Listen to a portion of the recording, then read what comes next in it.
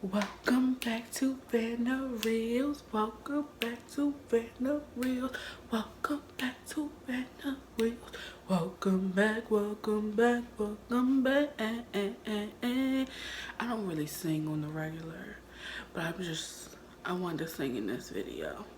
But thank you for coming back to my channel. If you're new here, click that subscribe button because I know you're going to want to come back because you know you like to watch movies. That's why you clicked on this in the first place. So you might as well like, comment, subscribe, share, run it up. Run it up, run it up, run it up. Run it up, run it up, run it up. Y'all know I love a jingle, clearly. Thank you guys for coming back. So we're gonna get right into it. Today we'll be reviewing The Invisible Man. This came out earlier this year in February, I believe February 24th. This movie dropped. And y'all, this was the last movie I saw in the movie theater. And I'm a person that likes to go to the movie theater every Sunday. Well, when I used to be able to go, that's what I did. I used to try to go every Sunday if I could. And I would go in the morning because that was like my little, self-care thing to do because I love movies so much. So I always had to see something the week it came out. But I didn't like the nighttime shows because I like to go to movie theaters by myself. I can just really pay attention to the movie because, when people go with you, they start talking and you just can't really focus. Like, I need to watch the movie.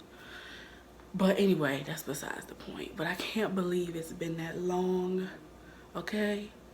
Let me know if y'all ready to go back to the movie theaters in the comments. I really want to know. I'm curious. I'm not ready to go back yet. I'm still a little nervous.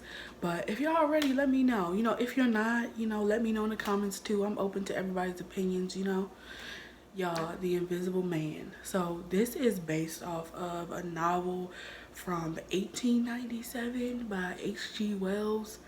And then the first, I think, Invisible Man movie was made in 1933. And then, if you recall, Hollow Man with Kevin Bacon, that was around 2003-ish, I believe. But that is why I had to go see this one because I really loved Hollow Man. Like, I'm the type of person that I get scared by horror movies and I can't really do a lot of them. But this one, for some reason, I was able to do. And I think that's why I was able to go see it because I've seen Hollow Man before. So I kind of had a feeling of what I could expect. But y'all, I think what I went into it thinking I was going to see, I didn't see. So I was kind of blown away by, I think it was just nice watching a movie like this with all the upgraded technology we have now. It was just cool to see a spin on The Invisible Man like this. So I was I was very pleased with this movie. So main actresses and actors that we have in this movie, we have Elisabeth Moss. She plays Cecilia, aka C. Her best friend kept calling her that in the movie. Oliver Jackson, he plays Adrian, who is Cecilia's husband. Harriet Dyer, who plays Emily, which is Cecilia's sister. And Aldis Hodge, who plays James, that is Cecilia's best friend. James also has a daughter who's played by Storm Reed, and her name is Sydney. And then Adrian has a brother, and that's played by Michael Dorman. And then the director of this movie is Leigh Whannell. I don't know much about Leigh's work, so I'm not gonna really cover too much into that, and I really just want to cover this movie because it was so good. All right, so Cecilia and Adrian are married, and Adrian is a tech genius slash scientist, I guess you could say. You could classify him as. And so they kind of have like you can kind of get from the story that they're in Cecilia's being mentally and emotionally abused. I'm pretty sure physically, that's obvious right off the bat. And she's trying to break away. She's trying to get out. Her husband is just so controlling. She's tired of being with him. So she plans out this plot to leave him one night. Her sister comes and picks her up. And then she escapes to her best friend's house. So it's like a few weeks go by. She's been at her best friend's house. And then she finds out that her husband is quote unquote dead, which her sister informs her on. So then Adrian's brother reaches out to Cecilia to let her know about the will reading for her husband. So, while you're watching this, you're thinking like, oh, shoot, he's really dead. But then you're like, I don't know how that could be because it's too early in the movie. But, you don't really... Those are questions I ask because I just know already. I mean, most people know. But, so they're reading the will. And so she's feeling like, I'm feeling free. I'm out of this marriage. He's dead. I can run away. I can do what I want to do. But wait. Dun dun dun. Come to find out, Cecilia starts getting haunted at her best friend's house. And guess who it is? It's her husband. So y'all, this is where it kicks into gear. So her husband starts haunting her and nobody's believing her. Her sister won't believe her. His brother won't believe her. Her best friend won't believe. Y'all, they think she's gone crazy. So they put her into a psych ward because it's just like she's reached no limits at this point. She pissed her sister off. She done pissed. So many things are going on. I don't want to tell y'all everything because the bits and pieces that y'all need, I think y'all should watch it. So the little details that get her to the psych ward, I really want y'all to see them. But I also want to explain some of those for some of my ratings. So pretty much the plot is her like trying to get away from her husband. He ends up not being dead. And then all this stuff is happening to her and the people around her. So it's just crazy. Crazy, but I love it. Alright, so first for me, the visual effects. Specifically the suit. The invisible suit. Yo. This suit, I mean, compared to watching Hollow Man, where he was wrapped in this white, they wrapped him in like this white, like he looked like a mummy, and then they put sunglasses on him and a hoodie and a hat. So, it was early 2000s. They don't really have that much technology then. You know what I mean? Editing is not that great then, and all of that like good stuff is not really up to par yet. So to see it now in 2020, to see the suit come to life, like an actual suit, an invisibility cloak. Because in Hollow Man, Kevin Bacon actually turns invisible himself. This one, in The Invisible Man created today, in 2020, he's wearing an invisible suit. So y'all, this suit, when I tell you this suit was souped up, y'all, I loved it. I mean, and it was sleek, it was black. I mean, I guess some of my design, I was going into it and I just got really excited about it. I think that's why for visual effects, it was like a top tier for me, 5 out of 5. And also, I really loved the scene where Cecilia and Adrian are fighting in her best friend's house. So this is before she goes to the psych ward because she knows Adrian is in the house. Because she can feel his presence and she knows he's there. So then she calls his phone and his phone rings inside of James' house. And then y'all, they get to fighting in the kitchen. When I tell y'all I watched the behind the scenes video of Elisabeth Moss doing this scene with the stunt double that was in like the green suit that made, so it looked like she was fighting herself the whole scene, but it was really cool because how they played in the music into the fight scene, it was just it was so haunting but like so thrilling at the same time. I mean, they literally exuded horror and thriller at the same time. Like, how movies are classified a certain way, but you feel like you didn't always get out of it what you really wanted and you didn't feel like it really fit that genre. This movie really did that. Like, when I tell you I was scared and excited at the same time, like, even at the moments I wanted to look away, I couldn't look away because it was just too good. And the fight scene was just, I mean, first of all, like, just imagine somebody fighting somebody that you can't see.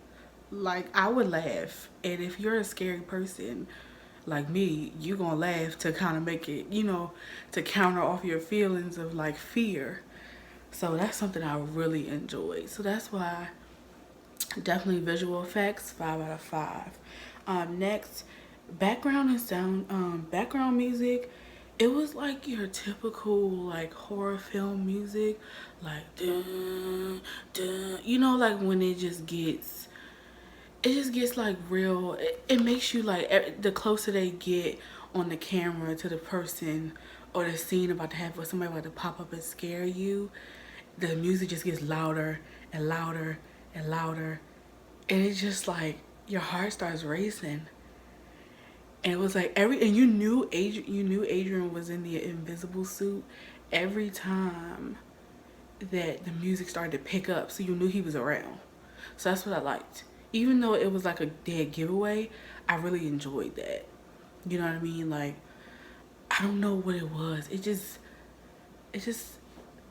I don't know. It just brought something out of me. I don't know. I'm so dramatic. I don't know. I just really enjoyed this movie. So definitely 5 out of 5 on background music. Casting chemistry, 5 out of 5 on this crew for casting. I mean, all of the actors and actresses together. I mean, it was just, they did a really good job. A really good job. And I think what I really liked the most was James and Cecilia. I think their relationship as best friends.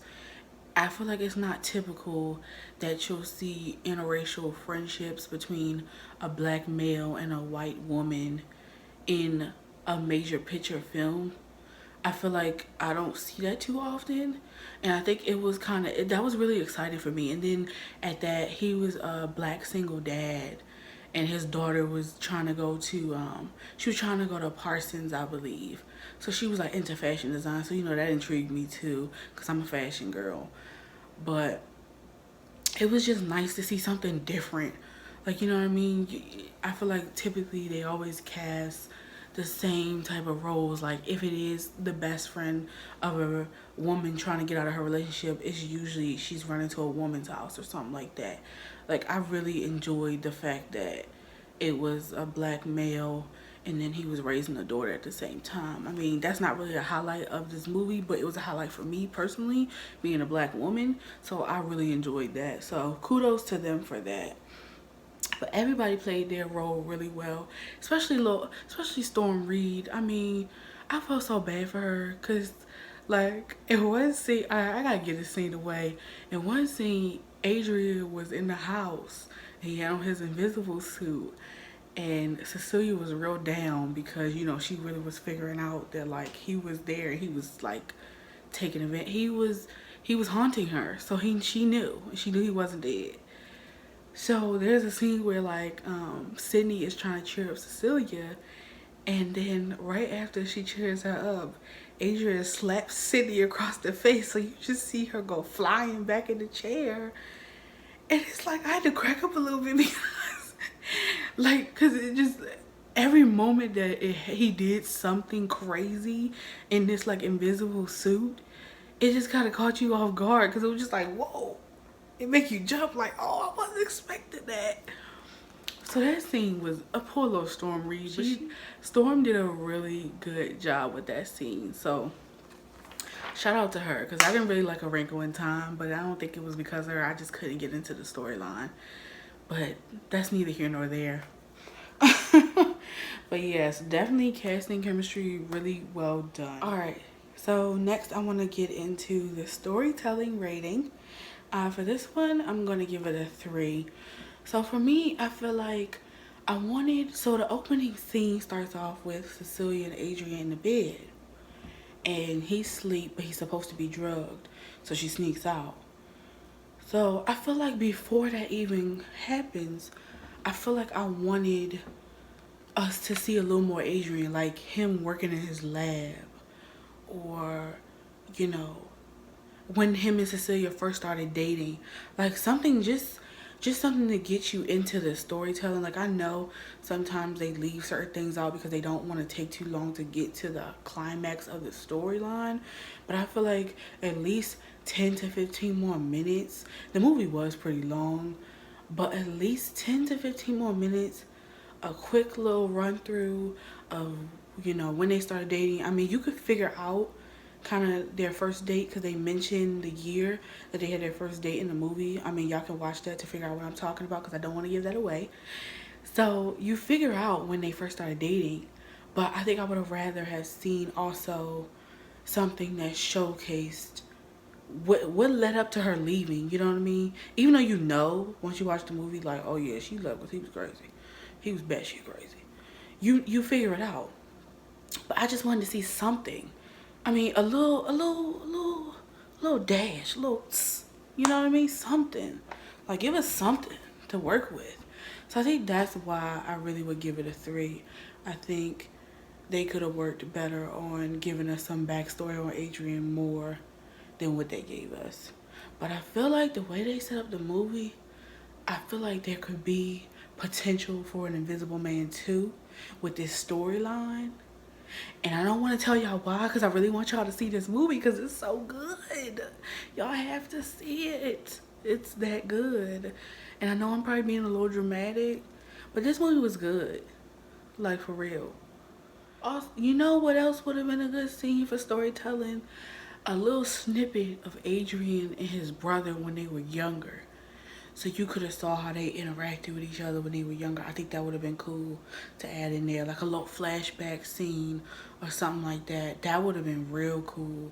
Especially because of how the storyline is between Adrian and Tom. That's his brother. I would have loved to have seen that.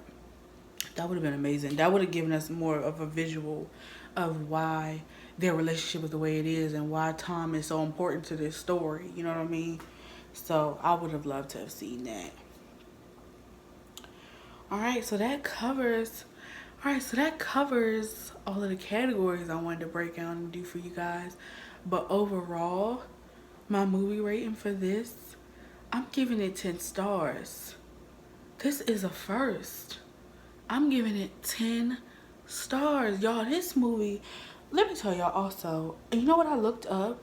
When I was looking up, you know, the history behind where the storyline came from and, you know, where the idea of Invisible Man came from, I saw that the budget for this was $7 million.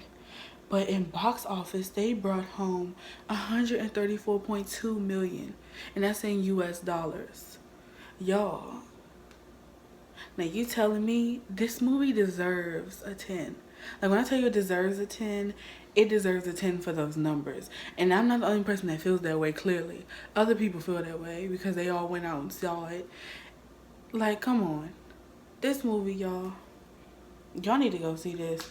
I didn't want to give too much away because I really want y'all to watch this one. And you can watch it on Amazon. I think I rewatched it on Amazon. It was like $5.99 to rent it, and then if you wanted to buy it, it was like $9.99. I mean, and if you got some gift cards on your Amazon account, just buy it. Just get it. I mean, and I think it's on some of the cable, like on demand options, but I mainly use my Fire Sticks. I really only know about it being on the Fire Stick and Amazon. So go watch it, y'all. The Invisible Man. Thank you for tuning in today, and we will be back for more.